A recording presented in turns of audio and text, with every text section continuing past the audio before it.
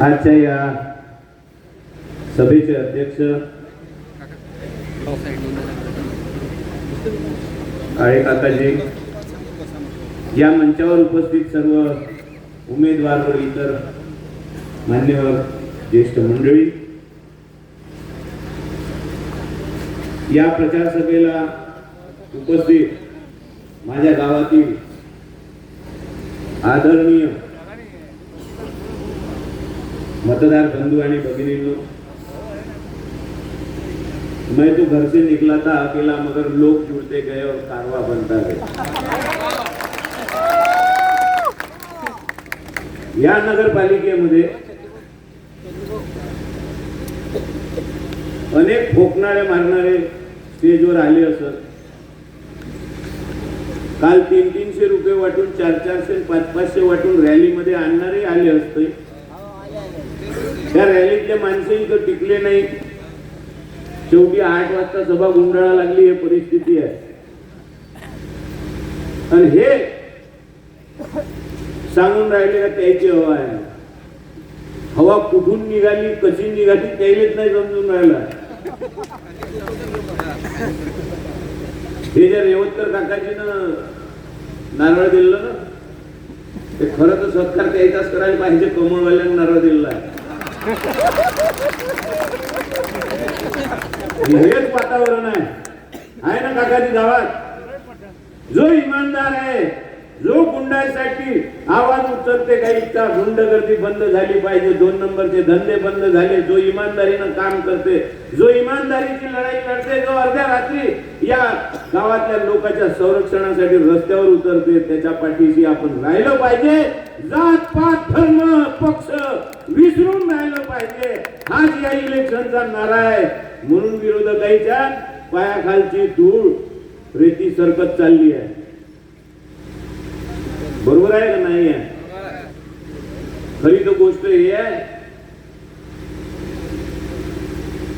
मैं राजनीति नहीं खेलता, सच बोलता हूँ और सच से डरने वाले मुझे यहाँ राजनीति सिखाने आते हैं। कसं बोललो पाहिजे, काय बोललो पाहिजे, शिवीगाळ नाही केली पाहिजे। त्यानं धड मराठीत पास सुद्धा नाही झाले, चोऱ्या करून कॉपी करून जे परीक्षा देऊन पास झाले, ते डिस्टिंक्शन घेतलेल्या मराठीतल्या माणसाले मराठी शिकवायला निघाले। या शिव्या काऊन नाही देऊन राहिला ठाकूर राहिले, काऊन देऊ नाही दिल्याचा परिणाम ऐकला नाही का आता? जो उभाच नाही, जो माझा प्रतिद्वंदीच नाही, जो राजकारणामध्ये आता त्या नगरपालिकेच्या आहेच नाही, मी त्याच्याबद्दल काऊन बोलू? जो उभा असेल त्याच्याच विरोधात बोलन ना, जो उमेदवार असेल त्याच्याच विरोधात बोलन ना।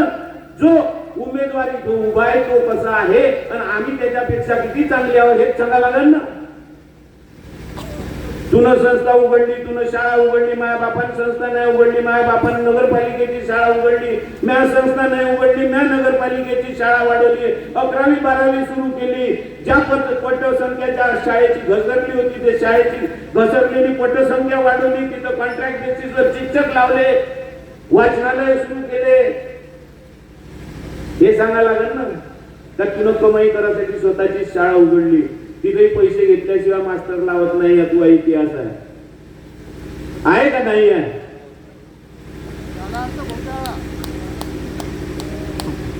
एकच नाही आहे शालार्थ आहे ती घोटाळा, लय घोटाळे आहे त्याचे।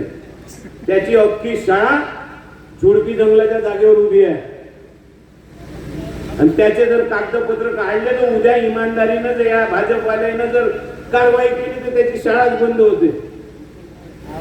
झुडपी जंगलाच्या जागेवर इथं गरीबाईच्या लोकाईले जागा वीरेंद्र बापूंना दिली। इथं 2-3 झोपडपट्ट्या अशा आहे त्या झुडपी जंगलाच्या जागेवर आहे। या शासनाने जर मनातून काम करायचं असतं आणि या शासनाने जर पट्टे मनातून वाटायचे असते तर याची सत्ता 10 वर्षापासून आहे का नाही आहे? मग याची सत्ता 10 वर्षापासून आहे तर निवडगाव नाही पाडलंय, ते झुडपी जंगलाचे पट्टे काऊन नाही दिले, त्याचा काऊन खोडून नाही काढलं झुडपी जंगल त्या 7 आणि काऊन नाही हँडओव्हर आतापर्यंत म्युन्सिपाल्टीला ती जागा केली दिली। गिट्टी खदानीचा आहे, हनुमान झोपडपट्टी जी आहे, मूर्ती रोडची, हे बीएनसी ची जागा आहे. त्याला सांगून राहिले आता एक कागद दाखवतोय त्याच्यावर सिंह काढला राहायचा तो ह्या आपला, आणि हे सरकारी कागद वय एनजीओचा वय म्हणून सांगते, ह्याच्यातच पट्टे लिहिले आणि दुरूनच दाखवते. देणं माझ्याजवळ कोणता आहे तर असली आहे का नकली आहे तपास करतो, नकली निघाला का तुम्हाला जेलात टाकतो. काय हे खोटे आश्वासन इलेक्शनच्या तोंडावर देणं सुरू आहे. आता हे एक कागद आला आहे, लग्नातलं निवेदन, पूर्ण पट्ट्याचा प्रश्न सोडवला म्हणते, लिस्टचाही प्रश्न सोडवला म्हणते. एकदम आता 2025 मध्ये रात्री उठला या झोपीतून,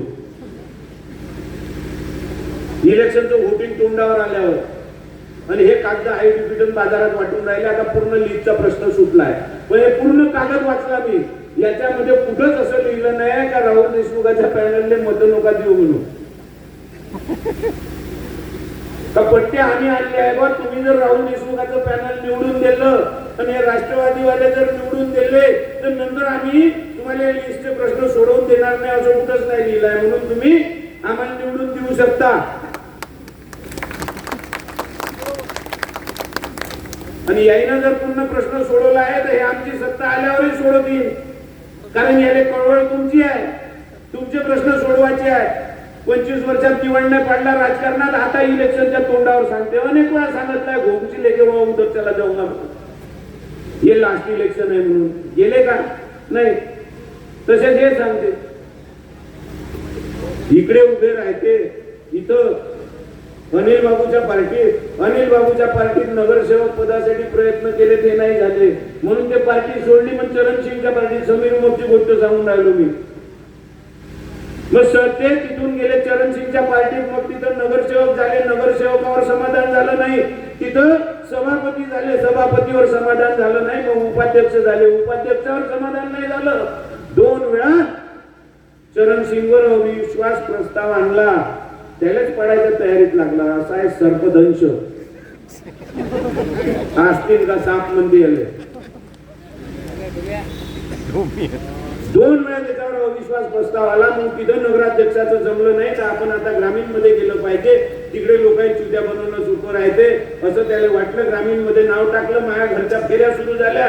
मला वाटलं सुधरून जाईल. महात्मा गांधीनं सांगितलं आहे का तुम्ही जर प्रेमानं वागले तर चांगल्यात चांगला माणूस सुधरते. अख्खे इंग्रज सुधरून गेले तर त्या काय लावला बा, म्हणून याच्यावर विश्वास टाकला. 2 वेळा अनिल बाबूशी भांडलो, 2 वेळा तिकीट आणली, 2 वेळा याचा प्रचार केला, सकाळी उठू केला, तरी यामध्ये 1 वाजता उठते.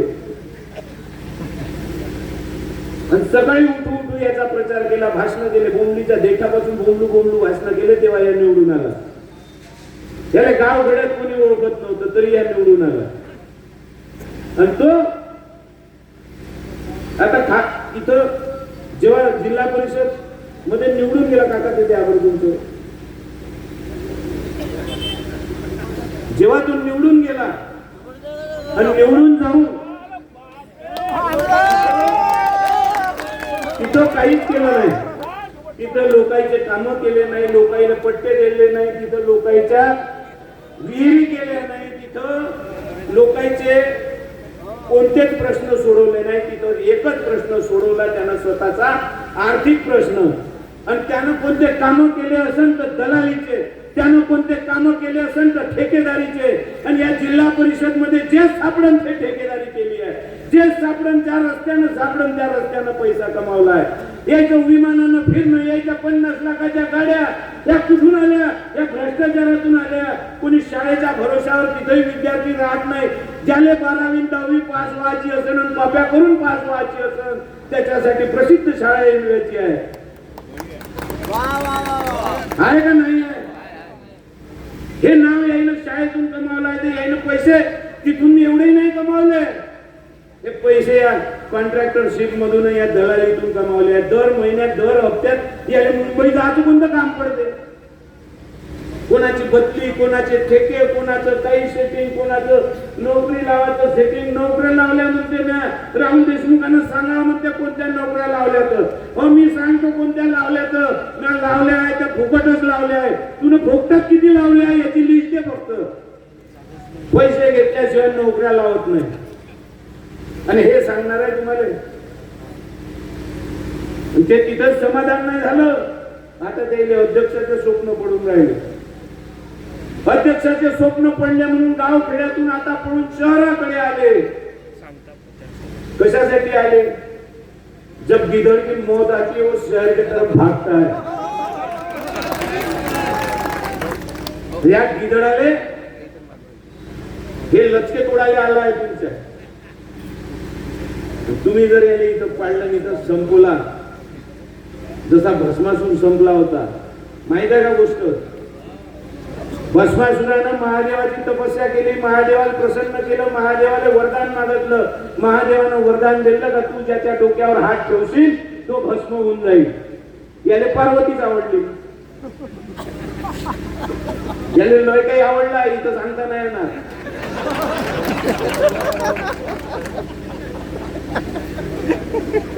याला पार्वती आवडली. पार्वती आवडली तर पार्वतीच्या पाहिजे बा आपल्याला, म्हणून तो भस्मासूर महादेवाच्याच मागे धावला. महादेव पुढं गया, भस्मासूर मागं. हे विष्णूला दिसलं, विष्णूला वाटलं हे काही बरोबर नाही, आपण याचा काहीतरी इलाज केला पाहिजे. विष्णूनं नर्तकीचं रूप घेतलं, नर्तकी म्हणून समोर आला, डान्स केला आणि स्वतःच्या डोक्यावर हात ठेवला. ते पाहून याचा डान्स मध्ये हार रंगला. भस्मासूर यानं स्वतःच्या डोक्यावर हात ठेवला आणि स्वतःच्या डोक्यावर हात ठेवून तो भस्मासूर भस्म झाला. याच्यामध्ये विष्णू तुम्ही आहे, बटन तुम्हाला दाबायची आहे आणि भस्मासूर तो आहे, भस्म त्याला करायचं आहे. हे लक्षात ठेवलं पाहिजे. हे तुमच्या कळवळ्यासाठी इकडे तिकडे जाते का? तुमचे प्रश्न सोडवासाठी या पक्षातून त्या पक्षात येते का? हे इतके पक्ष जे बदलते हे तुमच्यासाठी बदलते. हे इलेक्शन आलं म्हणजे जात सांगते, हे इलेक्शन आलं म्हणजे नातं सांगते, हे इलेक्शन आलं म्हणजे दोस्ती मैत्री सांगते, हे इलेक्शन आलं म्हणजे दादा वहिनी काकू भाऊ काका हे बोलते. बाकीचे दिवस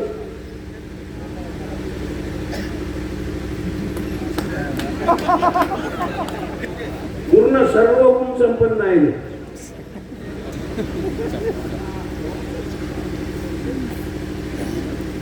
एक वाजतापर्यंत झोपते म्हणते. बरं मी किती वाजेपर्यंत झोपतो? तुला काय संबंध? तुला काय संबंध मी किती वाजेपर्यंत झोपण्याची? हे तर बरं नशीब चांगलं आहे का जिथं झोपतो तिथूनच उठतो.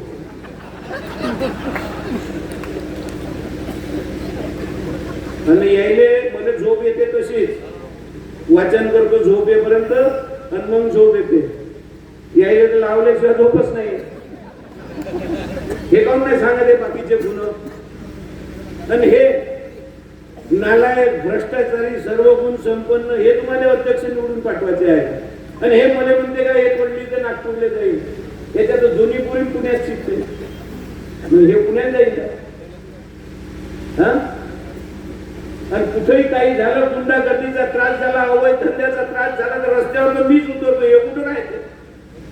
हे गावात गाडून राहायचं तर शेपट करून घालून राहायचं. याचे सगळ्याशी संबंध आहे. जो गांजा पकडला 10-15 दिवसापासून मी जे भाषणामध्ये बोलून राहिलो त्या या गावामध्ये अवैध धंदे आहे, ते अवैध धंदे बंद झाले पाहिजे. या गावामध्ये सट्टापट्टी चालते, गांजा अफीम चालते, चरस चालते. याच्यावर आळा बसला पाहिजे.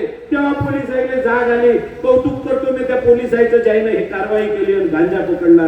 गांजा किती सापडला? 34 किलो. आणि 34 किलोच्या जर पुड्या बांधल्या, प्रत्येक घरात एक पुडी जाईन एवढा हिशोब निघते त्याचा. आणि चांगले तपासा पोलीस हो, चांगले दंडे मारा त्याले. आणि त्याले पकडले ना त्याले भाजप अध्यक्ष होय, ते भाजपवाले होय, युवा मोर्चाचे अध्यक्ष, सरपंच आहे दोरणीचा, भांडवलकरचा. हे सरपंच म्हणून मिळवते, पैसे वाटते, निवडून येते. पैसा हे 2 नंबरच्या धंद्यातून येते. यायचा जो एकदमच वर्षभरात महिन्याभरात लाखोची गाडी लखलखाट चकचकाट पीएन ड्रायव्हर सारं इलांटू सोबत घेऊन येते.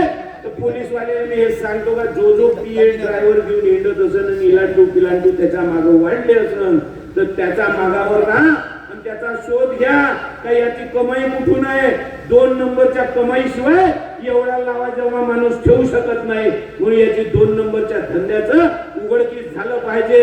आणि हे जे पकडले आहे सरपंच भाजे युंगोचे, यायचे सीडीआर काढा, यायचे कॉल पहा, यायचे कॉल रेकॉर्डिंग ऐका, यायचे व्हॉट्सअप मेसेज पहा, यायचे बँकेचे खाते तपासा.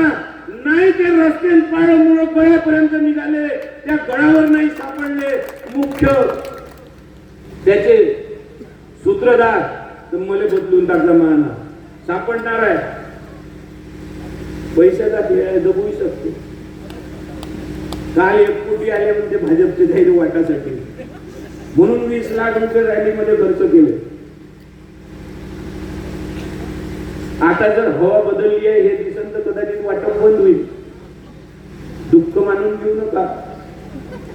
त्याच्यासाठी सभा घेतली आहे का वातावरण तपलं पाहिजे ना, अजून वाटप झाला पाहिजे.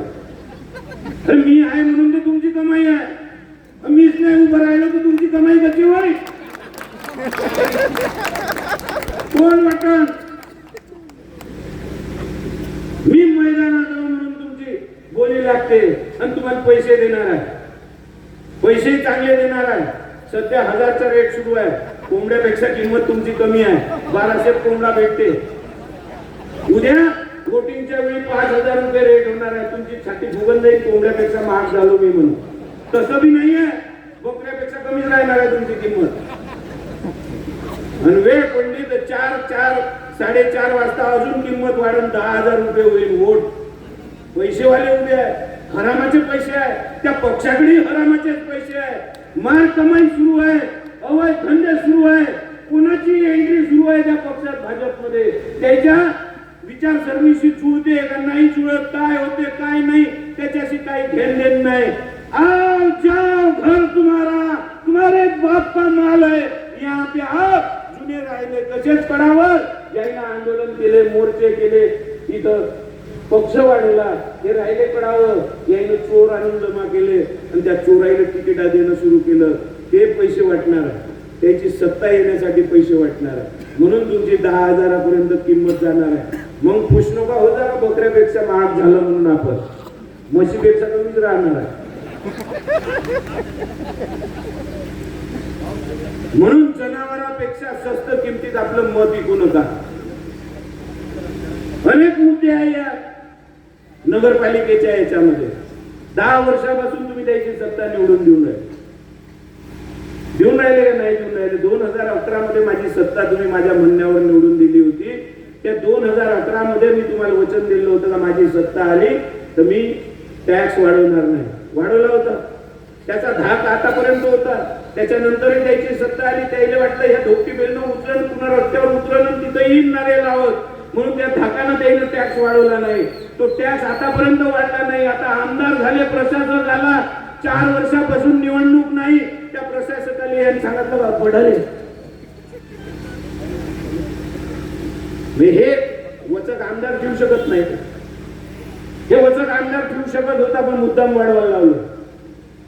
तर त्याला ते प्रश्न विचारले नाही पाहिजे का? माई ऐकत नाही, 1200 भरायची, तुला 1800 केला टॅक्स पाण्याचा, तुम्ही भरू कुठून? जे प्रॉपर्टी टॅक्स तुम्ही 18 आणि 22% वाढवले ते कुठून भरू? असंच भाषण करत होतो मी इथं चंडिका मंदिराच्या समोर. एक आता मधामधात बोलायची सवय राहिली की माणसाची काही, तसाच एक जण बोलला पण मुद्देसूद बोलला. तर सांगतो मी तुम्हाला, तो म्हणे भाऊ टॅक्सची पावती पाहिली का? न पाहिली. त्याच्यात वृक्ष कर आहे, त्याच्यात पाणी कर आहे, त्याच्यामध्ये मालमत्ता कर आहे, त्याच्यामध्ये स्वच्छता कर आहे, त्याच्यामध्ये घंटागाडीचा कर आहे. पण याच्यामध्ये एवढ्या प्रकारचे कर आहे, त्यात सुविधा आहे का नाही आहे? याच्यामध्ये शिक्षण कर आहे. तुम्ही सांगता का शाळा बंद झाल्या का नाही झाल्या? तुम्हीच पहा, 1 नंबर शाळा बंद आहे. इथं माझ्या आजोबा शिकले होते, टीसी आजोबाची नाही त्याच्या आजोबाची भेटू शकते, इतकी जुनी शाळा आहे. पण आज 1 नंबर शाळा बंद आहे, 4 नंबर शाळा बंद, 5 नंबर बंद, 6 नंबर बंद, 7 नंबरच्या दोन्ही IDP च्या शाळा बंद, 8 नंबर मध्ये इथं 12 विद्यार्थी आहेत. इथं आता शिकायला आणले आहेत, इथं बसते. म्हणजे 8 नंबर तिथून बंद, 9 नंबर मध्ये 22 विद्यार्थी आहे पेठेवरची शाळा, 10 नंबर बंद, 11 नंबर बंद. आणि हे शिक्षण कर वसूलते.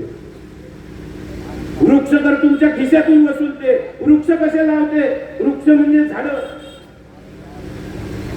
तुम्हाला माहित आहे झाडावर खूप प्रेम आहे. झाड कापला का भयंकर राग येते. आजकाल ते पुष्कळ जण म्हणजे मोठं झाड कापायचं आहे तर शिवाय परमिशन देत नाही झाड कापायसाठी. म्हणजे पडाली येऊन गेलं. त्या दिवशी दसरा घेऊन मी वापस चाललो होतो. माझ्या डोक्यावर भांडी पडत होती. मी नशिबानं वाचलो. हे झाड अजून कापलं नाही. आणि हे या झाडाचा धंदा करते. माझी सत्ता तुम्ही जेव्हा निवडून दिली होती तेव्हा मी वन विभागाला पत्र लिहित होतो. त्याच्याकडून फुकटात रोपं मागत होतो पावसाळ्याच्या तोंडावर. ते रोपं फुकटामध्ये आम्हाला देत होते. नगरपालिकेचे विद्यार्थी जे होते शाळेचे त्याने मी वृक्षारोपण करायला फुकटात घेऊन जात होतो ना राजू. आपली सत्ता होती तर दरवर्षी 10,000 झाडं लावत होतो. आता काय दशलक्ष कोटी लावतो म्हणते झाडं. माणसाने वृक्षावर झाडं लावणार आहे दशलक्ष कोटी. हे झाड हे तिथून फुकट आणत नाही. हे नर्सरीतून विकत आणते.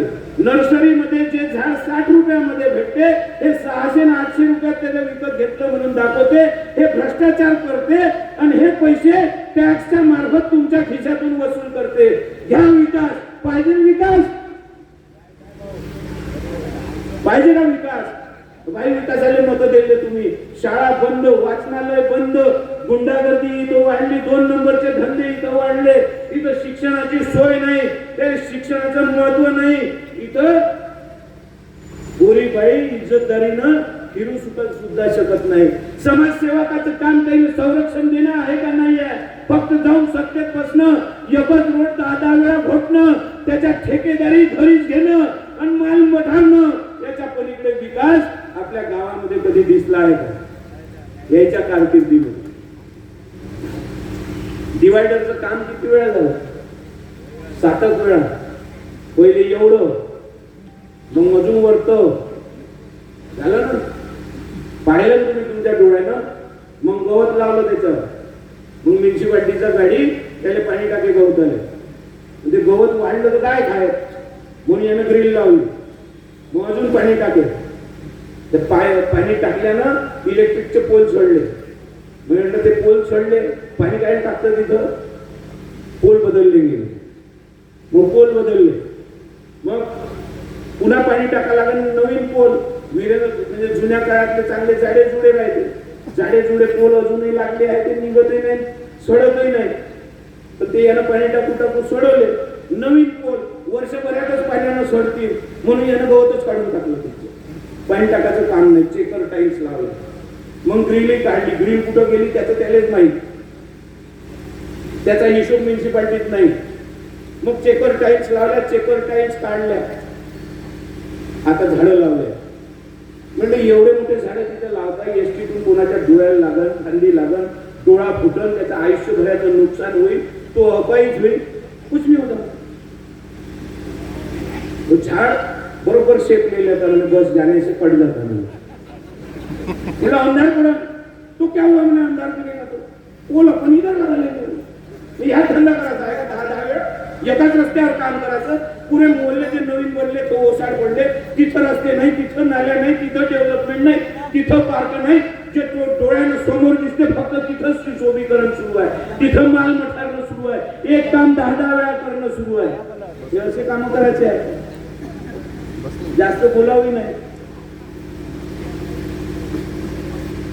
कोण निवडून येऊन काय निवडून येऊन काय सांगताय? पोलिस येते 300 लोक एकच जणाला पकडायला. एक राहत इंदोरीचा शेर आहे. बनके एक हादसा बाजार में आ जाएगा. बनके एक हादसा बाजार में आ जाएगा. जो नहीं होगा वो कल अखबार में आ जाएगा. जो नहीं होगा वो कल अखबार में आ जाएगा. चोर उचक्कों की करो कदर, न जाने कब कौन कौन सी सरकार में आ जाएगा. हे परिस्थिती आहे. हे आपल्याला सांगणार आहे का राजकारण कसं करायला पाहिजे, किती पक्ष बदलायला पाहिजे, काय करायला पाहिजे. हे तुम्हाला नाक नाहीये. दुसऱ्याला शहाणपण सांगायचं. या गावामध्ये जर माझी सत्ता तुम्ही दिली, मी तुम्हाला पुन्हा वचन देतो की या गावामध्ये पुन्हा 5 वर्ष टॅक्स वाढवणार नाही. टॅक्स कमी करण्याचे अधिकार आम्हाला नाही, पण टॅक्स आम्ही वाढवणार नाही. तुम्ही माझी सत्ता दिली तर या घंटा गाडीचा जो टॅक्स वाढवलेला आहे 500 रुपये वर्ष आहे, म्हणजे 2500 रुपये वर्षाचे तुम्हाला भरावे लागते, आणि तुम्ही 500 रुपयात मत विकता, 2000 रुपये अजून लॉस मध्येच राहता. हे जर टॅक्स तुम्हाला याचा घंटा गाडीचा कमी करायचा असेल तर आमची सत्ता आली. मी तुम्हाला वचन देतो का जसं मागच्या वेळी शाळा बंद पडल्या होत्या तिची पटसंख्या वाढवण्याचे प्रयत्न केले, 4 नंबर बंद झाली होती ते सुद्धा सुरू केलं, सगळ्या शाळेच्या स्पोर्ट्सच्या कॉम्पिटिशन घेतल्या, एक एक करून 3-4 ग्राउंड डेव्हलप केले. शेवटची आपण 10 नंबर मध्ये ग्राउंड मोठं नव्हतं म्हणून आपण जानकीनगरच्या ग्राउंड मध्ये ग्राउंड तयार केलं आणि तिथं क्रिकेटचं आश्वासन दिलं होतं का इथं जाळ्या लावून क्रिकेटची तिथं पिच तयार करू. हे आजकाल टर्फ म्हणून चालते की नाही, काही जास्त खर्च नाहीये. मी सोय माझी सत्ता आली तर तुम्हाला या गावामध्ये टर्फ उघडून दाखवेल.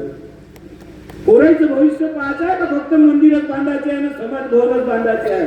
काय भेटलंय त्यांना आजपर्यंत? काही नाही. जे पुरातन मंदिरं पडले आहेत तो ओसार आहे आणि मोहल्ल्यान गल्लीत मंदिरं बांधणं सुरू आहे. याच्यापासून वाचलं पाहिजे, ग्राउंड तयार झाले पाहिजे. माझे बाप दादा मोठे आयुष्य झाले, मोठे जगून गेले, 80 वर्ष पार केले. आम्ही कदाचित 60-70 पार करून जाऊ, कारण आम्ही मैदानी खेळ खेळत होतो. सगळे खेळ खेळलो आहे. आजची नवीन पिढी मोबाईलवर लागली आहे, मोबाईलचे खेळ खेळते, मैदानी खेळ खेळत नाही. मैदानच उपलब्ध नाही, दृष्टीच नाही काम करण्याची. कसं काम केलं पाहिजे? स्विमिंग पूलचं जो ठराव मी केला त्याच्याच इम्प्लिमेंट यायच्या काळामध्ये केला. माझ्या लक्षात आलं का ऊन पडते त्या पाण्यावर, त्याच्यामुळे शेवाळ निर्माण होते, त्या शेवाळानं ते पाणी प्रदूषित होते, म्हणून त्याला मेंटेनन्सचा जास्त खर्च लागते. म्हणून इथून लोकांपासून वसुली जास्त करावी लागते. अशी वसुली करावी नाही लागली पाहिजे म्हणून मी ठराव घेतला का त्याच्यावर शेड असलं पाहिजे. न राहिला बासनं बजेली बासरी, उन्हाचं किरणच येणार नाही तर शेवाळ कुठून तयार होईल. आणि इथं क्लोरीनचं क्लिनिंग झालं पाहिजे, क्लोरीनचा तो प्लॅन्ट लागला पाहिजे, म्हणून ते सगळे ठराव केले. काय म्हणते ते एक म्हण आहे, कुणाचं भावते म्हणते आहे ना एक म्हण,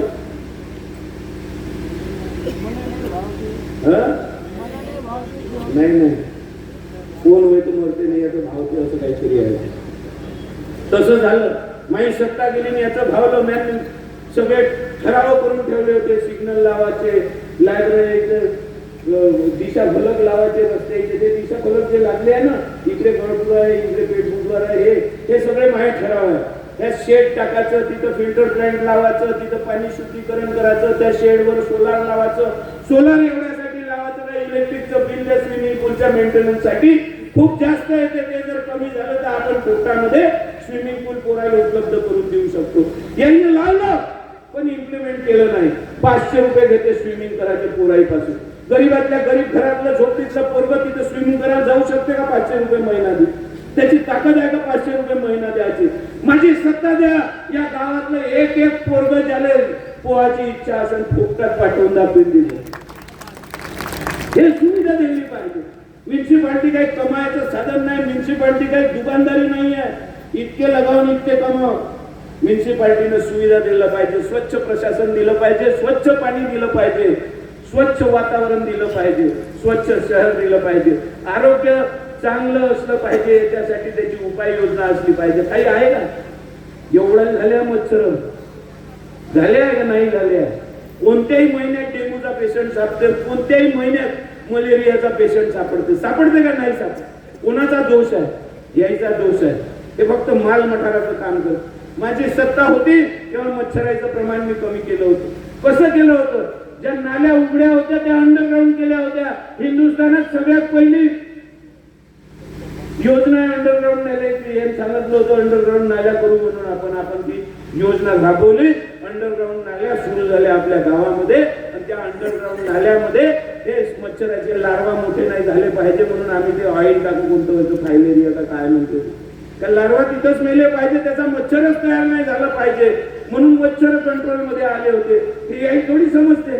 समजतही असेल तर उमजन कसं? ते तेल टाकण्यात पैसे किती भेटते? बिल्डिंग पाडली तर बंब बांधायला भेटते ना, बंब खायला भेटते.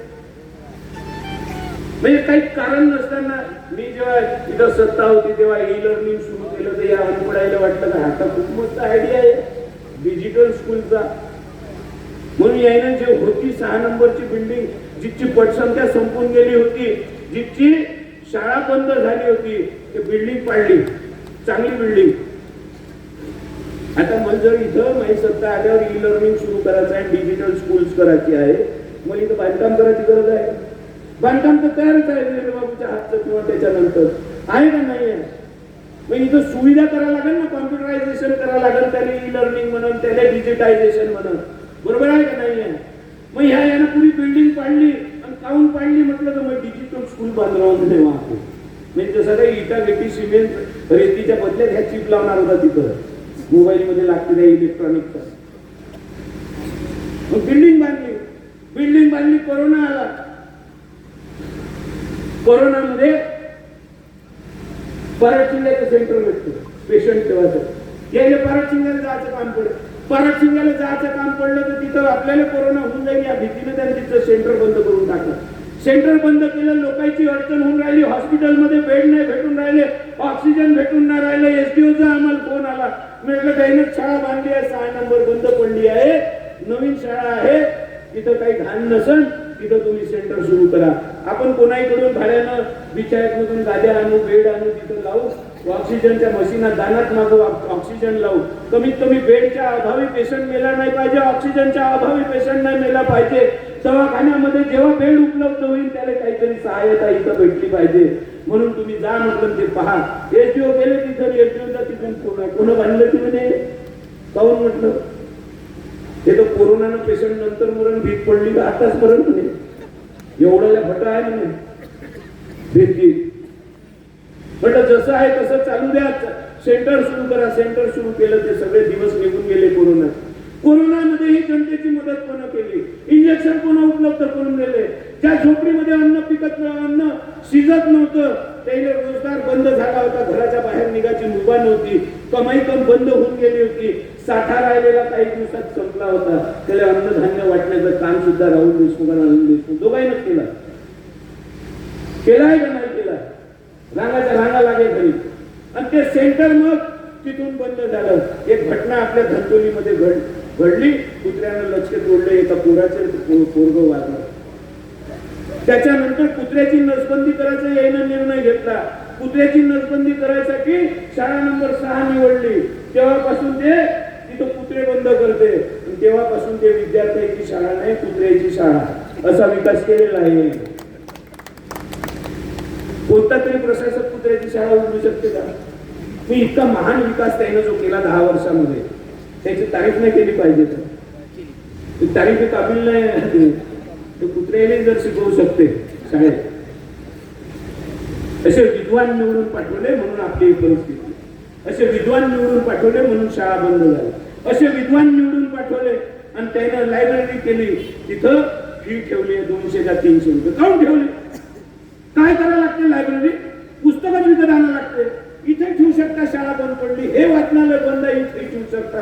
अनेक शाळा बंद पडल्या, तिथे ठेवू शकता. वीरेंद्र बाबूने 10 वाचनालय उघडले होते, तिथे ठेवू शकता. पेठेवर वाचनालय, खालतं या डोबीत वाचनालय. तिथं पुस्तकं नाही ठेवू शकत, तिथं कॉम्प्युटर नाही लावू शकत. सुविधा उपलब्ध करून दिली पाहिजे, नाही दिली पाहिजे. तिथं सीट नाही भेटत. सीटची आता कॉम्पिटिशन सुरू आहे. तू 250 भर तर तुला जागा देतो, नाही तर मग जागा नाही भेटत. काऊन नाही देत? अरे इतक्या जागा तयार करता पोरं कमी पडत आणि फुकटात ते सुविधा देण्याचं काम म्युन्सिपाल्टीचं आहे. म्युन्सिपाल्टीनं फुकटात सुविधा दिली पाहिजे. पुस्तके नाही वाचू देत ते. स्वतःच अनपढ असते, काय शिकवणार आहे? आणि आता हे येणार आहे त्याला आयडी घोटाळे. याच्या विशेष डिग्री कुठून घेतली, बीएड केव्हा झाल्या, बीएड केव्हा झाल्या, कुणालाच पत्ता नाही आहे. ज्या शाळेत नोकरी करते त्याचा ऍड्रेस बी माहित नाही आहे. तुम्हालाच नाही, तिनेच नाही माहित आहे. कागदावरच शाळा, कागदावरच पटसंख्या, कागदावरच सँक्शन, कागदावरच नोकरी. बढिया. फक्त हिरवे कागद घरी आले आहे. 35 लाख रुपये इयर्स बॅक डेट मध्ये अपॉइंटमेंट केल्यामुळे 25 का 35 लाख रुपये अकाउंट मध्ये एक मुक्त आले आहे.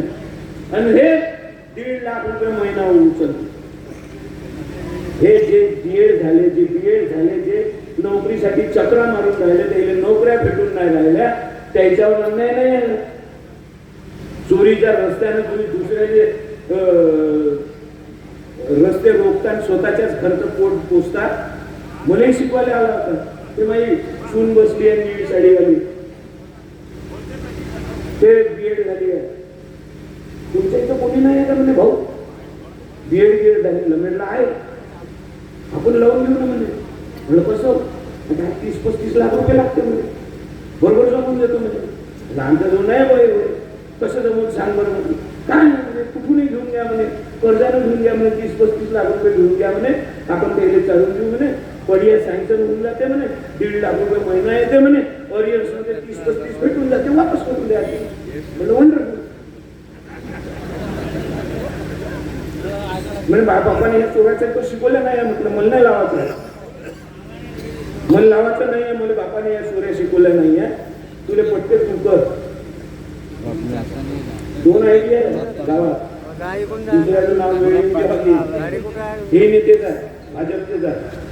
आणि भाजप वाले बरोबर भाजपच्या नेत्याला टाळणं सुरू आहे, त्याच्यावर कारवाया टाळणं सुरू आहे. न्यूजवाला माणसं लागला त्याच्या मागं, त्याच्याकडे कोणी लक्ष देत नाही. आणि बावनकुळे साहेब टीव्हीवर येऊन इंटरव्ह्यू देते का शालार आयडी घोटाळ्यामध्ये जे दोषी असतील त्यांच्यावर कारवाई होईल. पाहिलं का? या साईडनं समीर मोक उभा आहे आणि इकडे सर्वदेव उभा आहे. पाहिला का व्हिडिओ? मी ज्याचे शालार आयडी नावं आहे, घोटाळ्यामध्ये नावं आहे, तेच तिथं उभे आहे. मग काय आहे? कुणावर कारवाई करणार? कुणावर कारवाई काय करू शकते? ज्याला भ्रष्टाचारी म्हटलं, ज्याला एन्क्वायरी लावतो म्हटलं, त्याला सारा पक्षातच घेतलाय सरकार बसवलं. ऍडजस्टमेंटचं राजकारण हे वरतं राज्यात जे दाखवलंय, राज्याचा सत्यानाश केलाय राजकारणाचा, त्याच पद्धतीनं समीर मोहम्मदनं या गावामध्ये राजकारणाचा सत्यानाश केलाय. या पक्षातून त्या पक्षात, त्या पक्षातून त्या पक्षात. याचं काम आलं म्हणजे कुणबी, याचं इलेक्शन आलं म्हणजे कुणबी एकत्र व्हा. आणि कुंड्याच्या पाठीत खंजीर खुपसले ते कोण नाही सांगत.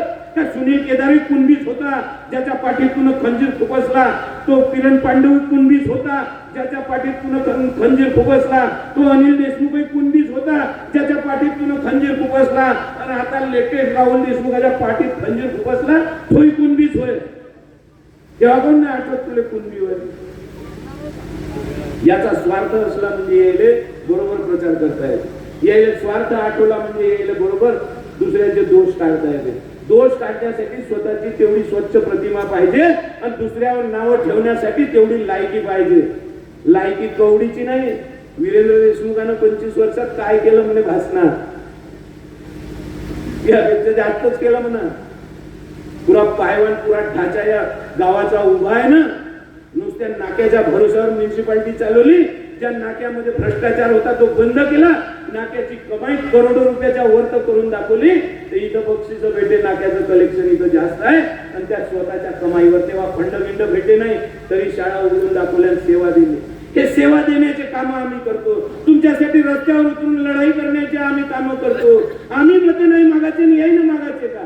जिथं जमन तिथं जाते. आता मस्त हवा आहे म्हणे इथं, तर आता अध्यक्ष व्हायचा आहे. मार बॅनरबाजी केली, कमळात गेले, मार बॅनरबाजी, अध्यक्ष अध्यक्ष अध्यक्ष, भूमिपूजन, उद्घाटन, मार या नेत्याले बोलाव, त्या नेत्याले बोलाव. पासा पलटला, जागा रिझर्व झाली, जागा झाली लेडीज साठी. म्या उचलला फोन आणि त्याला फोन लावला का भाऊ आता साडी घाल आणि इच्छा करून दे म्हटलं पुरी तुझी अध्यक्ष बनून जाय. आजकाल तर ऑपरेशन होते, खर्च आम्ही लावतो. ध्यान न वर्गणी याची इच्छा तर करून टाकू पूर्ण अध्यक्ष व्हायची. सुरत न शकल न भाडमेसे निकल, शिरत नाही, काम करण्याची इच्छा नाही, तिथं तिथं नेत आपले पैसे कमवणे. कोण व्हायचं काय म्हणून राहिले भाषणात, ह्या काम करून राहिला त्याच्या विरोधात, तो काम करून राहिला त्याच्या विरोधात, भाजपला काम करून राहिला त्याच्या विरोधात. काऊन करून राहिला? हे टुनुक टुनुक जे नाचणं आहे ना या पक्षातून त्या पक्षात, त्याच्यामुळे स्वतःची प्रतिमा डागावली. हे लोकांना पटून नाही राहिलं. आणि हे जे नाचणं आहे, नाचता नाचता किती जणांना चावले आहे, किती जणांचे दंश घेतले आहे, हे चिडले आहे याच्यावर, म्हणून याच्या विरोधात वातावरण आहे. तर नाही याला निपटूनच टाकायचं आहे आणि निपटणारच आहे लोक, असं वातावरण पूर्ण गावामध्ये आहे का नाही आहे? हे या गावामध्ये मायावर लालचंद लावून राहिले. पहिले लावलं तर बीजेपीत जाणार, बीजेपीत जाणार. म्हटलं मी मरेपर्यंत बीजेपीत नाही जाऊ शकत. मी विचारधारेची लढाई लढतो, मी विचारसरणीची लढाई लढतो. मी ज्या विचाराचा आहे त्याच विचारात मी मरेपर्यंत राहणार आहे. भले तुम्ही निवडून द्या नाही तर नका देऊ, भले मी असं या कंडिशन मध्ये राहीन तरी मी पक्ष सोडून जाणार नाही आणि भाजप तर मध्ये कधीच जाणार नाही. 2 वेळा आमदारकीच्या ऑफर आल्या, 2 वेळा ठुकरावल्या. आता बायकोले अध्यक्ष करासाठी जाईन का तिथं? मग मी नाही म्हटलं म्हणून संदीप जाणार आहे. 3 मिटिंग झाल्या, फायनल झाल्या. विकामचोट गाव आपलं चर्चा भाई करते बस झाल्या. म्हणजे 3 मिटिंग पूर्ण फायनल झाली. जसं काही याच्याच समोर चर्चा झाल्या होत्या त्याच्याच समोर झाल्या. बावनकुळे बसले, हे बसले, लाईव्ह टेलिकास्ट चालू होता. याच्यात काय काय बोलणं झालं होतं. मार चर्चा, संदीप जाणार आहे, संदीप जाणार आहे. काका तुम्हाला सांगतो, जेव्हा 3 जण पळून गेले होते ना इथून, आपल्या पक्षातून आपली सत्ता आली होती, तेव्हा हे पैसे वाटून चोरून नेले होते. तेव्हा नानाजीने मला खांद्यावर हात ठेवून म्हटलं होतं का बेटा घाबरू नको, असे काही येते आणि काही जाते. उद्या मी जरी पक्ष सोडून गेलो तरी तू पुढे पाहून चालायचं, लोक आपोआप मागे येईल, याची चिंता करायची नाही. तुझी बाजू सक्षम आहे, तुझ्या मागे जनता राहणार आहे. आणि हे जेव्हा 3 जण पळून गेले होते तेव्हा या विरोधी पक्ष नेता होता, तेव्हा सत्ता गेली होती आपली, हा विरोधी पक्ष नेता होता. तेव्हा या तळ्याच्या पायरीवर भाजपचा का RSSचा काहीतरी कार्यक्रम होता आणि त्या कार्यक्रमासाठी बावनकुळे साहेब आले होते. याने गाडीत टाकलं आणि त्या कार्यक्रमात घेऊन गेले. साऱ्या गावामध्ये चर्चा, बसला गाडी, गेला भाजपात. अरे तेव्हाच नाही गेला, तेव्हा आश्वासन दिलं तर तू माझ्या पक्षात ये, तुला मी अध्यक्ष करतो. स्वतः अध्यक्ष व्हासाठी तू पक्षात गेला नाही. मी जिथं आहे तिथंच राहणार आहे म्हणणारा माणूस आता पुन्हा बायकोला अध्यक्ष करायसाठी जाणार होता का? समीरने विचारलं हे काय आहे म्हणून, संदीपचं काय आहे म्हणजे खेळ तुलेच खेळत आहे ते. काही राजकारण आम्ही बी पोटातून शिकून निघालो ना. आम्ही पोटात होतो जेव्हापासून आंदोलन सुरू केले वीरेंद्र बाबू. माझा जन्म झाला तर 4 महिन्यात अध्यक्ष झाले. मग अभिमन्यू सारखा मी तिथलो होतो ना पोटात. काही डावपेच कसे करायचे, कशा चर्चा घडवायच्या. म्हणून याचे भांडणं लागले नाही ते पहिले तू पहिले तू पहिले तू पहिले आपल्या गाडी निकल जाएंगे. तसे एकमेकाले म्हणे, नितीन भाऊले म्हणे तू उभा राहा, नितीन भाऊ तू उभा राहा, ते म्हणे तू दिनेशने उभा राहा. हे खेळ केला तेव्हा तिघाईचे भांडणं झाले. तिघांनी अप्लाय केलं का नाही आम्हाला तिकीट पाहिजे.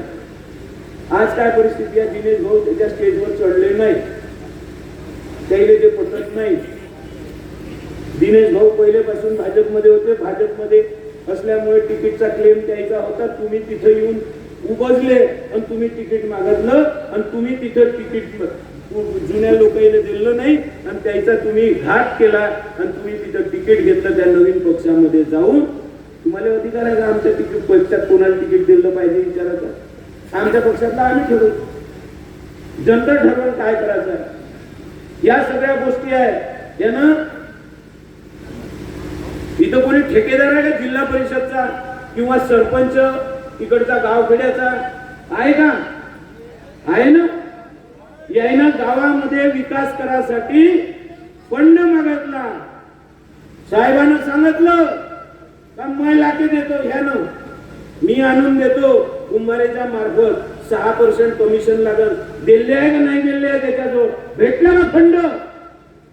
काही जणांचा जमा आहे म्हणून म्हणतो समीर शेख, जिनके खुद के घर शीशे के होते हैं दूसरे के घरों पे पत्थर नहीं मारा करते. चोट्या लेहड्या राजकारण आम्हाला शिकवत. पक्ष तू बदलत, बदनामी आमची करत. हे संधी साधू लोक हे कधीच कोण्या पक्षाचे झाले नाही. हे कधीच कोण्या कुंड्याचे झाले नाही, हे कधीच कोण्या नेत्याचे झाले नाही, तर तुमचे आमचे होणार आहे का हा विचार तुम्हाला करायचा आहे. या 2 तारखेला म्हणजे उद्याच मतदान आहे. आज रात्रभर डोळ्यात तेल टाकून तुम्हाला जागायचं आहे. पैसे येणार आहे गावात. पोलिस काय करते माहित नाही. पोलिसाला नम्र विनंती आहे, रस्त्यावर जो दिसन आता 10च्या नंतर दंड्यानं मारा आणि सोलून काढा. त्याच्याशिवाय वाटप बंद होत नाही. आणि चांगला बंदोबस्त ठेवा. चांगला बंदोबस्त जर राहिला तरच आपली सत्ता येईल, नाही तर काही खरं नाही. आता मी त्या झोपडपट्टीतली बाई आली होती, सावरगाव झोपडपट्टी. मी तिले कोणी नव्हतं म्हणून तिला घर दिलं, तिथं जागा दिली. तिने निरोप पाठवला का भाऊले सांग माझ्या इथं 15 मतं आहे, बरोबर हिशोबानं देत असेल तर पाहू म्हणून. काय अपेक्षा ठेवावं कोणाची? काहून कामं करावं, काहून मरावं, काहून जेलमध्ये जावं, काहून आंदोलन करा, विचार नाही येणार होते. अरे एका रागावर तुम्ही मला न्याय नाही दिला, कोर्टात न्याय नाही मिळाला, तुमच्याकडे न्याय मागायला आलो. एका रागावर तुम्ही न्याय नाही दिला म्हणून मी म्युन्सिपाल्टीत पुन्हा उभा राहणार नाही हे शपथ खाणारा राहुल देशमुख आहे. तिथून मला घर चालत नाही, पुन्हा म्युन्सिपाल्टीत येणार नाही म्हणजे येणार नाही ना, आजही उभा नाही. आणि हे तुम्हाला वचन देतो का तुम्ही जर यावेळी पाडलं माझ्या बायकोला, याच्यानंतर माझ्या घरातून कोणीच उभं राहणार. मी राजकारण लोकांच्या भल्यासाठी करतो. राजकारण एवढ्यासाठी करतो का सत्ता असली पाहिजे, सत्तेतून कामं करणं सोपं जाते. प्रत्येक गोष्टीसाठी आंदोलन करायचं काम नाही पडत. आणि हे सत्ता देणं तुमच्या हातात आहे. बाबासाहेबांना एक मत देण्याचा अधिकार तुम्हाला दिला आहे, ते विकू नका. जागी राहा, जागृत राहा, शपथ घ्यायचे असेल शपथ घ्या. जग पाणी टाकत असेल हातावर पाणी टाका, पण डाव्या हातावर घ्या, डाव्याच हाताने शपथ घ्या आणि उजवा हात छातीवर ठेवा. का हे यानं जे पैसे दिले आहे ते हरामाचे आहे, मन लावून खाऊन घेतो, पण उद्या बटन नारळाची तुतारीचीच टाकतो. आणि कारण गाव हे जर वचन देत असेल तर आपली सत्ता येते, गोरगरिबाचं राज्य येते. इथं टपऱ्या व्हायला इथे दुकानं भेटते. इथं ज्या घरामध्ये घरकुलामध्ये अडचण होत असेल त्याले मालकी हक्काचे पट्टे तर देऊ, पण त्याच्यासाठी पुन्हा जागा विकत घेऊन प्लॉट पडून फुकटात त्याला सुद्धा जागा देऊ. हे राहुल देशमुखाचं तुम्हाला वचन या निमित्तानं देतो. पुन्हा अपेक्षा करतो का उद्या तुम्ही बरोबर बटणं दाबाल आणि नारायणानं तुतारी निवडून आणा.